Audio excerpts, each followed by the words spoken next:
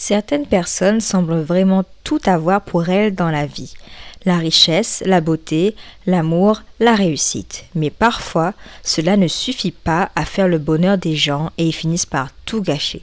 C'est ce que nous allons voir aujourd'hui avec l'histoire criminelle du jour. Lindsay Shiver semble avoir une vie absolument parfaite. La jeune femme a 36 ans et elle mène une vie très confortable avec son époux Robert Shiver qui a 38 ans. Le couple s'est rencontré à l'université d'Auburn en Alabama lors d'un cours de fitness et ils se sont mis en couple en 2007. À cette époque, elle était pom-pom girl et son mari était un joueur de football. Il a joué pour les Tigers de 2006 à 2008. Le duo était un peu comme le couple populaire à cette époque. Robert est désormais vice-président exécutif de Senior Life Insurance Company, une compagnie d'assurance à Thomasville, en Géorgie. Le 6 mars 2010, le couple a décidé de concrétiser leur amour en se disant oui, et ils étaient donc sur un nuage. Un bonheur n'arrivant jamais seul, en mars 2012, ils ont accueilli un premier fils, puis un second fils en avril 2013, puis le dernier en 2019. Le couple a une résidence en Géorgie et une autre aux Bahamas.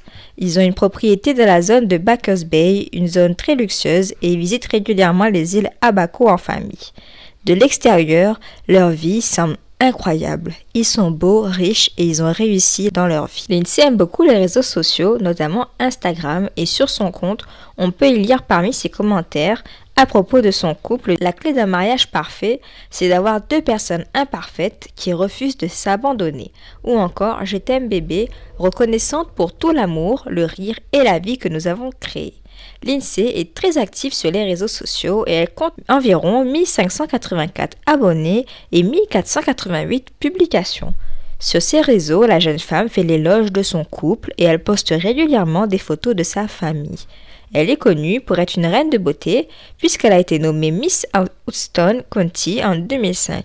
Elle a été également finaliste à d'autres festivals. Elle m'a renvoyé l'image d'un couple et d'une famille parfaite sur les réseaux. Parlons un peu de Robert. Robert est un homme brillant. Il a été diplômé de la Brookwood School en 2004 où en plus du football, il a aussi joué du basketball, du baseball et du tennis.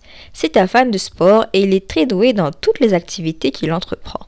Il a obtenu un baccalauréat en marketing et il a fait une carrière dans le football professionnel. Après l'université, il a signé avec les Falcons d'Atlanta comme agent libre, mais il n'est pas resté longtemps car son contrat a été arrêté dès le début de la saison 2009. Il s'est ensuite lancé dans le monde des affaires en devenant vice-président.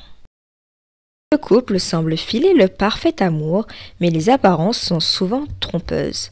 Le mariage de Lindsay et Robert battait de l'aile en réalité. Lindsay Shiver a eu une aventure avec un jeune homme de 28 ans nommé Terrence Bethel. Les amants ont commencé à se fréquenter et on ne sait pas comment, mais son époux Robert a fini par apprendre cette liaison et il a eu le cœur brisé. Complètement dévasté, il s'est séparé de sa femme, ne supportant pas sa trahison, et il a demandé le divorce et la demande a été lancée le 6 avril 2023. Il semblerait donc que le couple n'était pas si parfait que cela.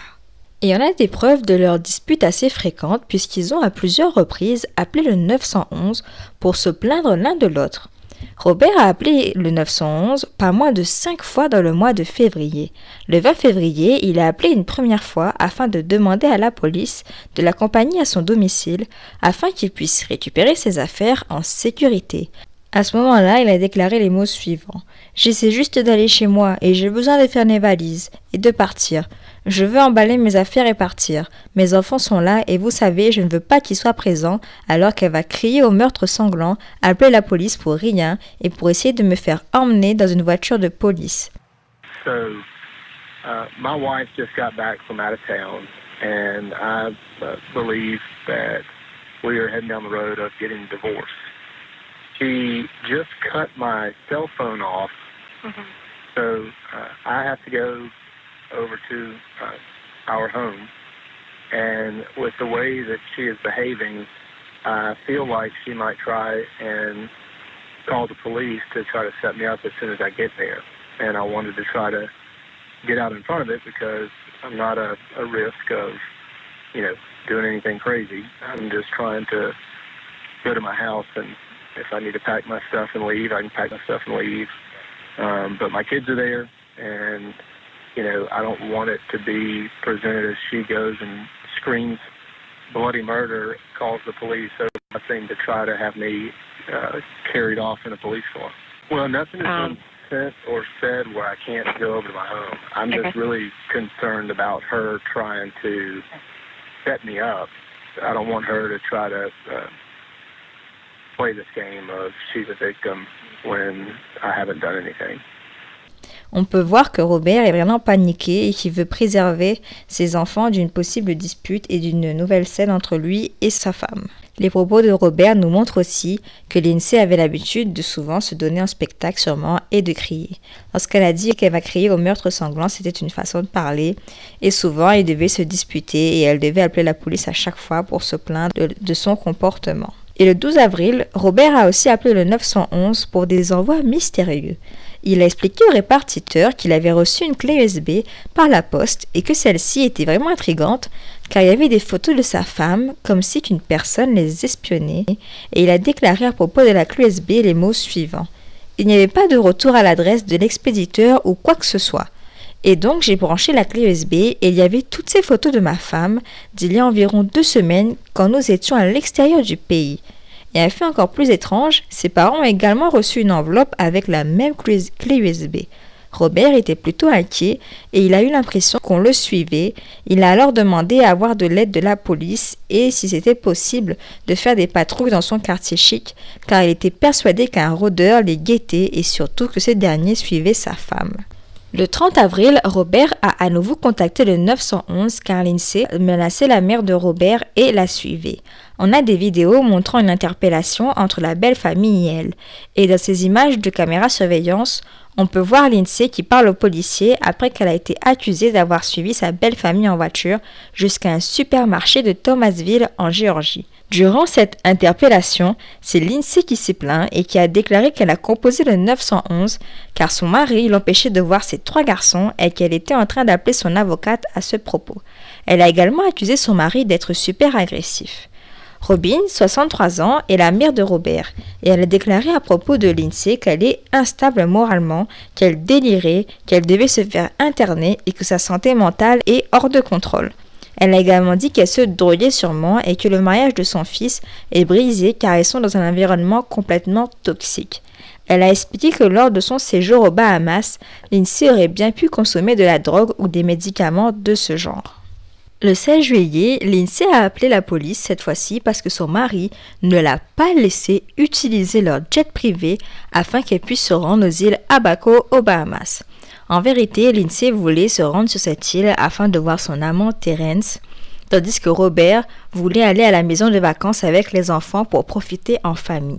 Ils étaient en train de faire leurs valises et elle a appelé la police. Celle-ci s'est déplacée et Lindsay a accusé son mari de l'avoir poussée et d'être agressif envers elle. Mais en vérité, les policiers n'ont trouvé aucune preuve de sa supposée violence. Starts trying to unload my car. Tells me he owns the car, he owns the rights to it. Just got super aggressive, and that's when I called immediately because he's been physical before, and I'm just not doing that. So are you just wanting to leave, or is he supposed to be going with you? Yeah, we're supposed to be going with our kids. Okay. All right. I mean, I don't know what it is that you want us to do. I mean, if y'all have filed for divorce and y'all are going on a vacation, other than telling him he needs to calm down. Okay, so what's going on this morning? So for the last 3 weeks, maybe longer, she's had her couples trip planned with her boyfriend to go to Key West. Okay, but she just said you're going. That was to Key West. I'm taking my kids, my 3 boys, to the Bahamas this morning. Our kids. Yesterday, she sent a message saying that she's going to change her plans and now get on the airplane with me and the kids to go to the Bahamas. That I own too, by the way. And when we land, she's going to go to her boyfriend. Elsewhere. And me and the kids are going to our house. And I told her I'm not supporting that. Selon Lindsay, Robert n'est pas l'homme qu'il prétend être et il n'est pas le mari parfait. Elle a expliqué qu'en vérité, Robert l'a maltraitée. Selon ses dires, elle est victime de violences conjugales et de traitements cruels, autant physiques que mentales. Son avocat va alors déclarer les mots suivants à propos des accusations de violence domestique. Cette femme ne se sent pas en sécurité dans le domicile conjugal et elle a installé des serrures sur les portes intérieures de sa maison pour se protéger. L'avocate de Lindsay et elle ont fait une ordonnance restrictive à l'encontre de Robert.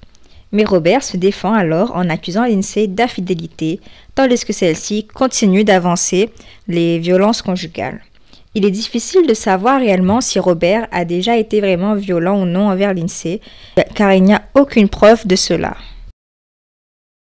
Un beau matin, aux Bahamas, un cambriolage a eu lieu dans un bar où Terence Bettel travaillait. En fait, ce bar s'appelait le Grabbers Bar. Et il y a un voleur qui a coupé les câbles électriques et désactivé le générateur afin de désactiver les caméras de surveillance pour pouvoir avoir accès au coffre-fort sans qu'on le reconnaisse. Les policiers ont alors été appelés sur les lieux et une enquête a commencé afin de savoir qui était l'auteur des faits. La police a alors questionné les employés, ils ont regardé leur emploi du temps et fouillé dans leurs contacts. Ils ont alors saisi le téléphone de Terence afin d'analyser ces échanges et ils sont tombés sur une discussion plutôt intrigante. Terence échangeait avec deux autres personnes, un homme nommé Faron Newbold et une femme nommée Lindsay Shiver. Mais cette discussion n'était pas une simple discussion normale puisque dans les SMS échangés, le trio parlait de préparer un complot. Celui d'assassiner Robert Shiver, le mari de Lindsay. On va présenter les protagonistes avant de revenir sur ce plan diabolique. Terence Bettel a 28 ans, il est né à Abaco et il travaille au Grabbers Bar et a rencontré Lindsay en ce lieu avec qui il a débuté une aventure. Et Faron Newbold a 29 ans. Il a un enfant et il souhaite devenir producteur de musique. Il travaille comme ingénieur dans une compagnie haut placée et son père est un politicien respecté à Abaco. Et le 16 juillet 2023, Lindsay a envoyé à Faron ainsi qu'à Terence un texto contenant une photo de Robert avec une nouvelle copine et le message disait « Tuez-le ». Le trio a échangé à ce propos sur l'application WhatsApp. Les policiers, lorsqu'ils ont vu ça, ont été choqués et vraiment intrigués. Ils ont alors commencé à se demander si la belle Lindsay n'avait pas commandité le meurtre de son mari. Lindsay a demandé à Terence Bettel et Faron Newbold, un possible tueur à gages, d'éliminer son époux pendant qu'il était en vacances dans les îles Abaco. Heureusement, les policiers ont immédiatement prévenu Robert afin de le mettre en sécurité. Mais ce dernier était vraiment sous le choc, mais il est rentré aux États-Unis sain et sauf. Une enquête débute alors et les policiers ont inculpé les 3 suspects le 21 juillet 2023 à Abaco. Lindsay Shiver a séjourné à la prison Fox Hill à Nassau aux Bahamas. C'est une prison qui est connue pour sa surpopulation, sa malnutrition et ses conditions de vie difficiles. Elle a fini par être relâchée au bout de 19 jours après avoir payé une caution de $100,000. L'ancien couple à l'heure actuelle n'a toujours pas finalisé leur divorce. Cependant, comme Lindsay est fortement suspectée, elle est libérée sous condition le 9 août 2023. Elle doit alors porter un bracelet à sa cheville, respecter un couvre-feu de 8h à 16h et surtout, elle doit rester éloignée de son époux. Elle n'a pas le droit non plus de quitter les Bahamas et elle ne peut pas puisqu'elle a remis tous ses documents la permettant de voyager aux policiers. Ils veillent donc Lindsay de très près. Lindsay Shiver a fait profil bas depuis sa libération sous caution. Ils sont présumés innocents, mais si elle est reconnue coupable, elle risque entre 30 et 60 ans de prison. Son amant, Terence Bettel, qui lui aussi a été relâché, a nié les accusations de meurtre commandité. Il défend n'avoir rien prémédité et a dit que les SMS étaient juste des discussions, comme ça pour rire sans plus. Il a déclaré les mots suivants à ce propos. « Tout le monde dit des choses par frustration » et affirme que les policiers n'ont pas de véritables preuves concluantes en disant les mots suivants. Allez chercher les transcriptions de la police. Ils ont eu mes 2 téléphones pendant 3 semaines. Ils ont lu tous les messages. Il n'y a rien là-bas. La question qui se pose vraiment ici est pourquoi est-ce que Lindsay voudrait-elle faire tuer son mari? Alors Lindsay et Robert Shiver vivaient confortablement. Ils avaient une situation plus que aisée et ils allaient régulièrement en vacances dans des destinations luxueuses. Ils avaient 2 grandes demeures et vivaient vraiment dans le luxe. Mais cela ne semblait pas suffire à Lindsay puisqu'elle a été infidèle, ce qui a poussé Robert à demander le divorce. Mais Lindsay devait sûrement avoir trop à perdre en divorçant. Elle allait renoncer à son train de vie luxueux et leur fortune venait principalement des activités professionnelles de Robert, tandis que Lindsay, Robert était bien décidé à se séparer d'elle. Il semble que la démarche de divorce s'annonçait vraiment tendue puisque Robert a même demandé la garde principale des enfants. Lindsay n'avait donc pas uniquement l'argent et le luxe à perdre. Il était bien décidé à ne rien laisser à Lindsay et lui en voulait profondément. Robert a demandé à conserver leur maison estimée à 2,5 millions de dollars et il refuse de payer une pension alimentaire à sa femme. Bien sûr, Lindsay était furieuse de ces réclamations et elle a contre-attaqué. Elle a exigé la garde principale de leurs 3 garçons ainsi que la garde exclusive des maisons et surtout que Robert lui verse une pension alimentaire ainsi que d'autres aides financières. Elle ne veut pas sortir de ce mariage les mains vides évidemment. Le procès de Lindsay Shiver, Terence Battle et Faron Newbold n'a pas encore eu lieu. Ils doivent comparaître le 5 octobre 2023, donc je vous tiendrai informé de leur sentence pour tentative d'assassinat. J'espère qu'ils seront jugés pour leur complot et je suis contente que Robert a pu échapper à la mort. J'espère que Robert a pu reprendre sa vie et s'épanouir et que leurs enfants se portent bien.